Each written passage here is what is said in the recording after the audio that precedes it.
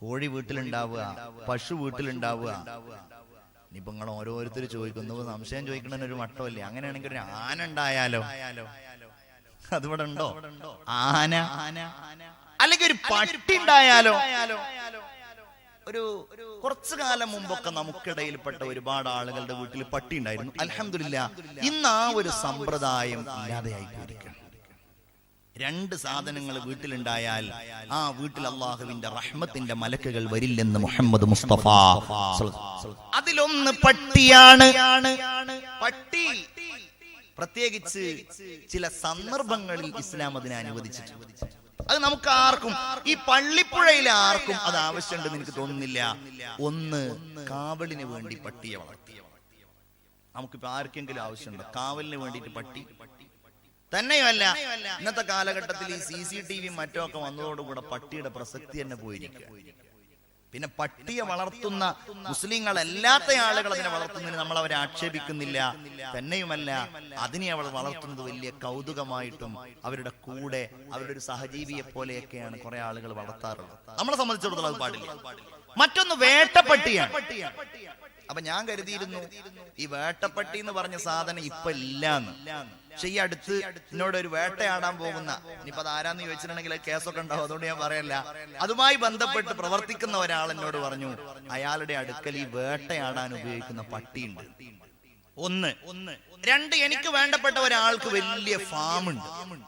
ഈ ഫാമിലേക്ക് കള്ളന്മാരാരെങ്കിലും വരുന്നുണ്ടോ നോക്കാന് CCTV ക്യാമറ വെച്ചാലും പട്ടിക്ക് എന്ത് CCTV ക്യാമറ? അതുകൊണ്ട് തന്നെ ആ ഫാമിലുള്ള മൃഗങ്ങളെ, ആടും പശു ഒക്കെയാണ്. അപ്പൊ അവക്ക് കാവലിന് വേണ്ടിയിട്ടും നല്ല പരിശീലനം സിദ്ധിച്ച പട്ടികൾ അവർ കാവൽക്കാരായി വെച്ചിട്ടുണ്ടെന്നാ പറഞ്ഞത്. അത് നിങ്ങൾ കണ്ടവരുണ്ടോന്ന് എനിക്കറിയില്ല. അതൊക്കെ ഇസ്ലാം അനുവദിച്ചതാണ്. വേട്ടയാടാൻ വേണ്ടിയിട്ട് പട്ടി ഉപയോഗിക്കുക, പക്ഷേ നമ്മൾ ആരും ചെയ്യാറില്ല. അതേപോലെ തന്നെ കാവലിന് വേണ്ടി അതും നമ്മൾ ചെയ്യാറില്ല. അതുപോലെ തന്നെ മൂന്നാമതായി ഞാൻ പറഞ്ഞ മൃഗങ്ങൾ, അവയെ സംരക്ഷിക്കാൻ വേണ്ടിയുള്ള, അങ്ങനെയുള്ള കാവലിന് വേണ്ടിയുള്ളതല്ലാത്ത അലങ്കാരത്തിന് വേണ്ടിയോ വീട്ടിൽ പട്ടിയുണ്ട് സൂക്ഷിക്കുക എന്നത് ഒരു സ്റ്റാറ്റസിന്റെ ഭാഗമായിട്ടൊക്കെയോ ഉള്ള വീടുകളിൽ അല്ലാഹുവിന്റെ കരുണയുടെ മലക്കുകൾ കയറുകയില്ല എന്ന് ആദരവായി നബിയുനാ മുഹമ്മദ് മുസ്തഫ സ്വല്ലല്ലാഹു അലൈഹി വസല്ലം. രണ്ടാമത്തെ ഏതാണെന്നറിയോ? സൂറത്തുള്ള വീടുകൾ, രൂപങ്ങളുള്ള വീടുകൾ. രൂപം എന്ന് പറഞ്ഞാൽ എന്താണ്? ചില വീടുകളിലൊക്കെ ചെന്നാൽ കഅബയുടെ ഫോട്ടോ, മദീനയുടെ ഫോട്ടോ, അതിനൊന്നും ഇപ്പൊ നമ്മളൊരു തെറ്റായിട്ടോ കുറ്റായിട്ടോ ജായിസാണ്, ഹലാലായതായിട്ട് പറയാം. അതേ സമയത്ത് ഉദാഹരണമായിട്ട് ഞാനൊരു വീട്ടിലേക്ക് ചെന്നപ്പോ ആ വീടിന്റെ ഷോക്കേസിൽ നിറയെ രൂപങ്ങളുണ്ട്, പ്രതിമകളുണ്ട്. ഒരമ്മ ഒരു കുട്ടിയെ എടുത്തിരിക്കുന്ന ഒരു രൂപം, ഉദാഹരണം. അതുപോലെ തന്നെ ഈജിപ്തിൽ പോയ ആളുകളുണ്ട്. ഈജിപ്തിൽ പോയ ആരെങ്കിലും ഉണ്ടെങ്കിൽ ഒന്ന് കൈപൊക്കിക്കേ. ഒരാളുമില്ല ഈജിപ്തിൽ പോയ ആളുകൾ, ഒരാളുമില്ല. ഏതായാലും അല്ലാഹു തആല അവിടെയൊക്കെ പോകാൻ നിങ്ങൾക്ക് തൗഫീഖ് ചെയ്യട്ടെ. ഈജിപ്തിലൊക്കെ പോയിട്ടുണ്ടെങ്കിൽ അവിടുന്ന് കിട്ടുന്ന ചില സാധനങ്ങൾ, ഒരുപാട് പ്രതിമകൾ കിട്ടും. കാരണം ഈജിപ്തിലെ കൈറോയിലെ മ്യൂസിയത്തിൽ ലക്ഷക്കണക്കിന് വരുന്ന 5000-4000 കൊല്ലങ്ങൾക്ക് മുമ്പുള്ള പ്രതിമകൾ അവിടെ ഉണ്ട്. വലിയ മമ്മി. അപ്പൊ ഈ മമ്മിയുടെ പ്രതിമകൾ കിട്ടും. അപ്പൊ നമ്മൾ ഈ സഞ്ചരിക്കുന്ന ആളുകള് ചില നാടുകളിലൊക്കെ പോയാൽ അത് ഞാൻ അവിടുന്ന് വാങ്ങിയ സാധനമാണ്, ഗ്ലോബ് എന്ന് അതിന് ഇംഗ്ലീഷിൽ പറയും. ഓരോ നാടിന്റെയും ഗ്ലോബ് എന്ന് പറയും. തായ്ലൻഡ് പോയാൽ തായ്ലൻഡിന്റെ ഒരു ഗ്ലോബ്. ഇപ്പൊ ഇന്ത്യയിൽ നിന്ന് പുറത്തു പോകുന്ന ഒരാള് താജ്മഹലിന്റെ രൂപമായിട്ട് പോകും. കാസർഗോഡ് സന്ദർശിക്കാൻ വേണ്ടി വന്നിട്ടുണ്ടെങ്കിൽ നമ്മളുടെ ബേക്കൽ ഫോർട്ടിന്റെ രൂപമായിട്ട് പോകും. അത് ഞാൻ ഉദാഹരണം പറഞ്ഞാണ്, അങ്ങനത്തെ രൂപം കിട്ടുമെന്ന് എനിക്കറിയില്ല. ബേക്കൽ ഫോർട്ടിന്റെ ഒരു രൂപ, ഒരു ചിത്രോ അതല്ലെങ്കിൽ അതിന്റെ ഒരു ഉണ്ടാക്കിയ രൂപമായിട്ട് പോകും. എന്നിട്ട് അവരവരുടെ സ്വീകരണ മുറികളിൽ കൊണ്ടുപോയിട്ടൊക്കെ ഞാൻ ഇന്ന സ്ഥലം സന്ദർശിച്ചിട്ടുണ്ട്, ഞാൻ താജ്മഹലിൽ സന്ദർശിച്ചിട്ടുണ്ട്. ഇയാളുടെ വീട്ടിൽ പോയപ്പോ നിറയെ പ്രതിമകളാണ്. ഈ ചില ആളുകളുടെ വീട്ടിൽ പോയാൽ ഷോക്കേസിൽ ഇരിക്കുന്നത് കാണാം, വലിയ വലിയ ബൊമ്മകൾ. കാറുകളിൽ ബൊമ്മകൾ വെക്കുന്നവരുണ്ട്. നഊദു ബില്ലാഹ്, അത് അല്ലാഹുവിന് ഇഷ്ടമുള്ളതല്ല. പടച്ചതമ്പുരാൻ ഇഷ്ടമുള്ളതല്ല. കുഞ്ഞുങ്ങൾക്ക് കളിക്കാൻ വേണ്ടി കളിപ്പാട്ടമായിട്ട് ഉപയോഗിക്കൽ ജായിസാണ്. പക്ഷേ അലങ്കാരത്തിന് വേണ്ടിയോ അതല്ലാത്ത രൂപങ്ങളിൽ ആസ്വാദനത്തിന് വേണ്ടിയോ അത്തരം പ്രതിമകളോ ചിത്രങ്ങളോ ഒന്നും നമ്മൾ റൂമുകളിലോ വീടുകളിലോ വെക്കൽ നല്ലതല്ല. പ്രതിമകൾ എന്നാ പറഞ്ഞത്, ഫോട്ടോകൾ എന്നല്ല. ഫോട്ടോ എടുക്കലും അത് സൂക്ഷിക്കലും ഒക്കെ മഹാന്മാരായ ഉലമാ ജായിസാക്കിയ സംഗതിയാണ്, ഹലാലാക്കിയ സംഗതിയാണ്. എന്നാൽ രൂപങ്ങളെ കുറിച്ചാ പറഞ്ഞത്. കട്ടൗട്ട് പോലെ ഉണ്ടാക്കുക, അതല്ലെങ്കിൽ ഇങ്ങനെ രൂപങ്ങൾ വല്ല പ്ലേറ്റിലൊക്കെ ആയിട്ട് ഇങ്ങനെ തെന്നി നിൽക്കുന്നത് പോലെ, തെറിച്ചു നിൽക്കുന്നത് പോലെ ഉണ്ടാക്കുക. മുസ്ലിം സമൂഹത്തിന്റെ വീടുകൾ അതിന്റെ രൂപങ്ങളല്ല, പ്രത്യേകിച്ച് പഴയ പോലെയല്ല. പുതുതായിട്ടുണ്ടാക്കുന്ന വീടുകൾക്ക് വലിയ മോഡിഫിക്കേഷൻ അനിവാര്യമായിട്ട് വരാറുണ്ട്. അതിങ്ങനെ ഭംഗിയാക്കും, ഇന്റീരിയർ ഡിസൈൻ ചെയ്യും. അപ്പൊ ചിത്രങ്ങളും അതുപോലെ ഇതുപോലുള്ള കലാപരമായിരിക്കുന്ന സംഗതികൾക്കൊക്കെ വേണ്ടിയിട്ട് പ്രത്യേക അറേഞ്ച്മെന്റ്സ് ഒക്കെ ചെയ്യുമ്പോ നിങ്ങളോട് ഞാൻ പറയാണ്, അത്തരം കാര്യങ്ങൾക്ക് നമ്മൾ നിൽക്കരുത്. ടൈലിന്റെ പുറത്തൊക്കെ ഉണ്ടാവും രൂപങ്ങൾ, അതിനൊന്നും നമ്മൾ നിൽക്കരുത്. ഗൗരവത്തോടെ നമ്മൾ ഇത്തരം കാര്യങ്ങൾ ശ്രദ്ധിക്കണം. അല്ലാഹുവിന്റെ റഹ്മത്തിന്റെ മലക്കുകൾ അങ്ങോട്ടൊന്നും കടക്കുകയില്ലെന്ന് നബിയുനാ വസയ്യിദുനാ മുഹമ്മദ് മുസ്തഫ സല്ലല്ലാഹു അലൈഹി വസല്ലം. എന്റെ പ്രിയപ്പെട്ട മുഅ്മിനീങ്ങളെ, അല്ലാഹു തമ്പുരാൻ നമുക്ക് നൽകിയ വീടുകൾ നിൽക്കുന്ന ഭൂമി, ആ നാട്, ഇത് കഴിഞ്ഞാൽ ഒരു വീടിന്റെ ഏറ്റവും വലിയ മഹത്വം ആ വീടിന്റെ അയൽവാസികളാണ്. ഓ, ഇത് കേൾക്കാനാണ് കുറെ കാലം ഞങ്ങൾ കാത്തിരിക്കുന്നത്. എന്തേ കാര്യം? അയൽവാസി, ഞങ്ങളുടെ അയൽവാസി എങ്ങനെയാണ് ഞങ്ങളോട് പെരുമാറേണ്ടതെന്ന് കേൾക്കട്ടെ. അല്ല കേട്ടോ, നിങ്ങളുടെ അയൽവാസിയോട് ഇങ്ങനെ പെരുമാറുണ്ടോ ഞങ്ങൾ ചിന്തിക്കണം. നമ്മളുടെയൊക്കെ സ്വഭാവം അങ്ങനെയാണ്. ഇപ്പൊ ഞാൻ പറയാണ്, ഒരാൾ മരിച്ചു നിങ്ങൾ സങ്കല്പിക്കാൻ പറഞ്ഞാൽ വേഗം അടുത്ത ആളെ സങ്കല്പിക്കും, അവനാനെ സങ്കല്പിക്കൂല. ഇതാണ് നമ്മളുടെയൊക്കെ സ്വഭാവം. എന്തെങ്കിലും ഒരു അപകടം ഉണ്ടായി അവനാനല്ല അടുത്ത ആൾക്ക് എന്നതുപോലെ നമ്മൾ ഗൗരവത്തോടെ ചിന്തിക്കണം. എന്റെ അയൽവാസി എന്നോട് ഇങ്ങോട്ട് പാലിക്കേണ്ട മര്യാദയെ കുറിച്ചല്ല ഞാൻ പഠിക്കേണ്ടത്. ഞാൻ എന്റെ അയൽവാസി, എന്റെ വീട് നിലനിൽക്കുന്നതിന്റെ ചുറ്റുഭാഗത്തുള്ളവരോട്. ഇസ്ലാമിൽ ആരാണ് അയലത്ത് വസിക്കുന്നവൻ? 40 വീടുകളാ. വലതുഭാഗത്തേക്ക് 40 വീടുകൾ, ഇടതുഭാഗത്തേക്ക് 40 വീടുകൾ, മുന്നിലും പിന്നിലും 40 വീടുകൾ.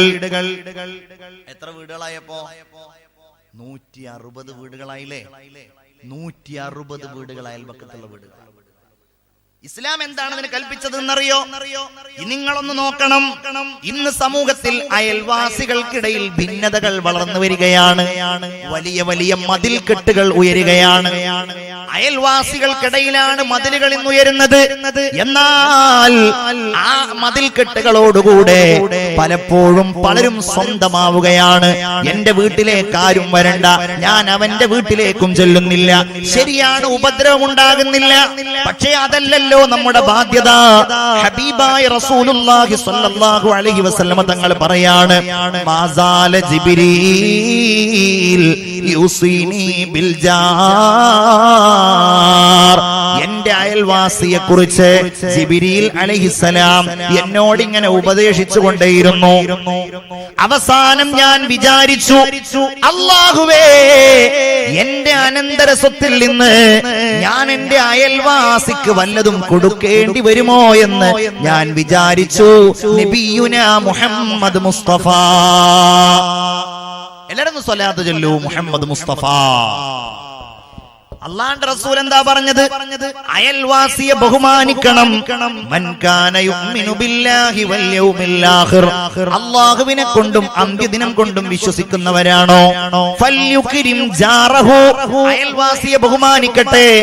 നിന്റെ വീട്ടിലേക്ക് നീ വല്ല മിഠായിയോ നീ വല്ല പഴങ്ങളോ കൊണ്ടുവരികയാണ് എങ്കിൽ ഒരിക്കലും അതിന്റെ തൊലികൾ നീ നിന്റെ വീടിന്റെ പുറത്തിടാൻ പാടില്ല. കാരണം അയൽവാസിയുടെ കുഞ്ഞുങ്ങൾ വന്നാൽ അവർക്ക് അത് വിഷമമാകും.